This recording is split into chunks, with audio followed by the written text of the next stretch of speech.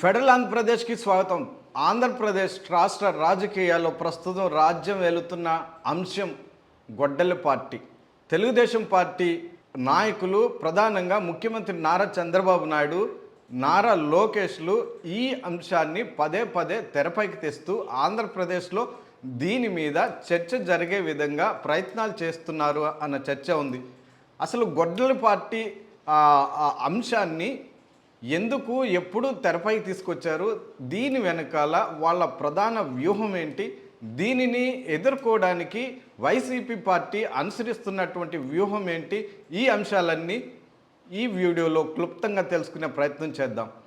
2024 తర్వాత అధికారంలోకి వచ్చినటువంటి నారా చంద్రబాబు నాయుడు వైసీపీని, ఆ పార్టీ నాయకుడు వైఎస్ జగన్మోహన్ రెడ్డిని ప్రధానంగా లక్ష్యంగా చేసుకున్నటువంటి నేపథ్యంలో అనేక రకాల అంశాలని తీవ్ర స్థాయిలో ప్రస్తావిస్తూ విమర్శలు గుప్పిస్తూ వస్తున్నారు.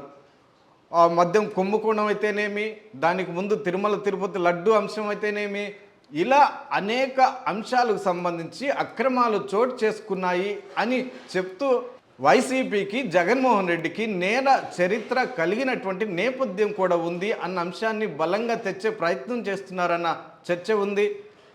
తెలుగుదేశం పార్టీ వ్యూహంలో ప్రధానంగా వైసీపీకి హింసాత్మక రాజకీయ నేపథ్యాన్ని ఆపాదించడం ప్రధాన అజెండాగా లక్ష్యంగా పెట్టుకున్నట్టు ఒక చర్చ వినిపిస్తుంది. గతంలో సైకో అని భారీగా విమర్శలు చేసినటువంటి నేపథ్యంలో దానికంటే గొడ్డలి పార్టీ పదునైన అంశంగా ఉన్న నేపథ్యంలో దానినే పదే పదే ప్రస్తావిస్తూ వస్తున్నారన్న చర్చ వినిపిస్తుంది. ప్రతిపక్షాన్ని ఈ గొడ్డలి పార్టీ అంశం తెరపైకి తీసుకొస్తే ప్రతిపక్షం అసహనానికి గురవుతుంది అన్న ఎత్తుగడ కూడా ఉంది అన్న చర్చ ఉంది. దీంతో ప్రతిపక్షం వైసీపీ జగన్మోహన్ రెడ్డి ఆత్మరక్షణలో పడిపోవడము ఖాయము, దీంట్లోంచి తేరుకోవడము కష్టము అన్న ఎత్తుగడ ఉంది అన్న చర్చ కూడా ఉంది. వీటన్నిటికీ అనుసంధానంగా రాజారెడ్డి, వైఎస్ రాజారెడ్డి అతని హయాంలో ఫ్యాక్షనిజం ఆ నేపథ్యాన్ని కూడా తెరపైకి తెచ్చే ప్రయత్నం చేస్తూ వస్తున్నారు. స్థానిక నాయకుల ద్వారా ఈ అంశాలన్నీ తెరపైకి తీసుకొచ్చి ఆంధ్రప్రదేశ్ రాష్ట్ర వ్యాప్తంగా దీని మీద చర్చలు జరిగే విధంగా వ్యూహం అనుసరిస్తున్నట్టు కూడా ఒక చర్చ వినిపిస్తుంది. దీంతో పాటుగా వైఎస్ వివేకానందరెడ్డి హత్య, దాని నేపథ్యం, ఆ అంశాలన్నీ కూడా తెరపైకి తెచ్చి వీళ్ళని ఇరకాటంలో పెట్టడానికి ప్రయత్నాలు చేస్తున్నారన్న చర్చ ఉంది. దీంతోపాటు వైఎస్ కుటుంబంలో ఆస్తుల తగాదాలు, షర్మిలాకి ఆమె తల్లి వైఎస్ విజయమ్మకి జగన్మోహన్ రెడ్డికి మధ్య ఉన్నటువంటి ఆస్తుల తగాదాలు, ఈ నేపథ్యంలో వాళ్ళిద్దరి షర్మిల మీద, విజయమ్మ మీద జగన్మోహన్ రెడ్డికి ఏమాత్రము గౌరవం లేదు, అనుబంధం లేదు, ప్రేమ లేదు, ఆప్యాయత లేదు, కేవలము ఆస్తుల కోసమే ఇలా చేస్తున్నారు అన్న నేపథ్యాన్ని కూడా తెరపైకి తీసుకొచ్చి ఆయన మనస్తత్వాన్ని, సైకో అన్న నేపథ్యాన్ని, గొడ్డలి పార్టీ అన్న అంశాన్ని, ఈ అన్ని అంశాలని తెరపైకి తీస్తూ వీటి మీద చర్చలు జరిగే విధంగా వ్యూహాన్ని పన్నుతున్నారు, ఎత్తుగడలు వేస్తున్నారు అన్న చర్చ మరోవైపు వినిపిస్తుంది. దీనికి కౌంటర్ ఇస్తూ జగన్మోహన్ రెడ్డి నేరుగా రంగంలోకి దిగి తెలుగుదేశం పార్టీ అధికారంలో జరిగినటువంటి అనేక కీలక రాజకీయ నాయకుల హత్యలు, మరణాలు అంశాలని తెరపైకి తీసుకొచ్చి టీడీపీని, చంద్రబాబుని, నారా లోకేష్ని ఇరకాటంలో పెట్టే ప్రయత్నం చేస్తారు. అందులో భాగంగా వైఎస్ రాజారెడ్డి హత్య నేపథ్యాన్ని తీసుకొచ్చారు. దీనిని తెలుగుదేశం పార్టీ కార్యకర్తలే హత్య చేశారని చెప్పాడు. దాంతోపాటుగా వైఎస్ వివేకానందరెడ్డి హత్య నేపథ్యాన్ని వివరించే ప్రయత్నం చేశారు.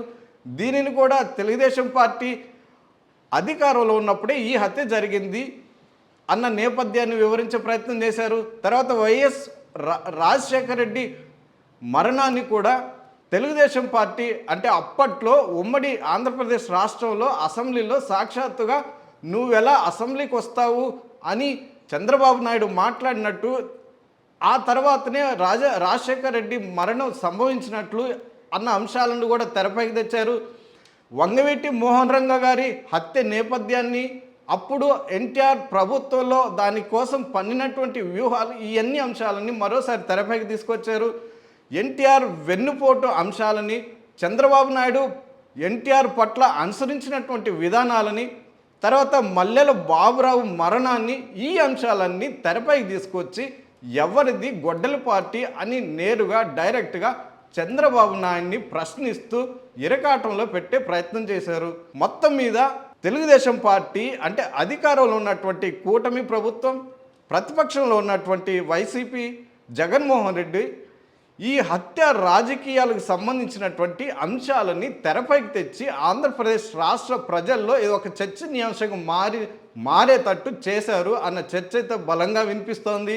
ఈ అంశంలో ఎవరిది పైచేయి అన్న అంశం అయితే పక్కన పెడితే, ప్రశాంతంగా ఉన్నటువంటి ఆంధ్రప్రదేశ్ రాష్ట్ర రాజకీయాల్లో ఒక హత్య రాజకీయ నేపథ్యాన్ని, నేరపూరితమైనటువంటి రాజకీయాల అంశాలే పెద్ద ఎత్తున చర్చనీయాంశంగా మారాయి అన్న విమర్శలు అయితే పెద్ద ఎత్తున వినిపిస్తున్నాయి.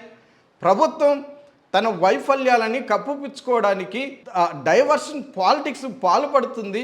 అందువల్లే వైసీపీని, జగన్మోహన్ రెడ్డిని ఇరకాటంలో పెట్టడానికి గొడ్డలి పార్టీ అంశాన్ని ప్రధానంగా తెరపైకి తీసుకొచ్చి తన వైఫల్యాలని కప్పిపుచ్చుకోవడానికి ప్రయత్నాలు చేస్తోంది అన్న చర్చ అయితే బలంగా వినిపిస్తుంది. మొత్తం మీద 2029 ఎన్నికలకు సంబంధించినటువంటి ప్రచారం ఇప్పటి నుంచే తెలుగుదేశం పార్టీ నారా చంద్రబాబు నాయుడు ప్రారంభించారు. దాదాపు 39 నుంచి 40% ఓటర్లు కలిగినటువంటి వైసీపీని, జగన్మోహన్ రెడ్డిని నేరపూరితమైనటువంటి చరిత్ర కలిగినటువంటి నేపథ్యాన్ని ప్రజలకు వివరించే ప్రయత్నం చేస్తూ దాని ద్వారా ఓటర్లని, ప్రజలని తమ వైపు లాక్కునేటట్టు ఈ వ్యూహం పన్నుతున్నారన్న చర్చ కూడా బలంగా వినిపిస్తోంది. మొత్తం మీద గొడ్డల పార్టీ అంశం, నేరపూరితమైనటువంటి హత్య చరిత్ర నేపథ్యాలు తెలుగుదేశం పార్టీకి మేలు చేస్తాయా, వైసీపీకి మేలు చేస్తాయా అన్న అంశాలు 2029 ఎన్నికల్లో చూద్దాం.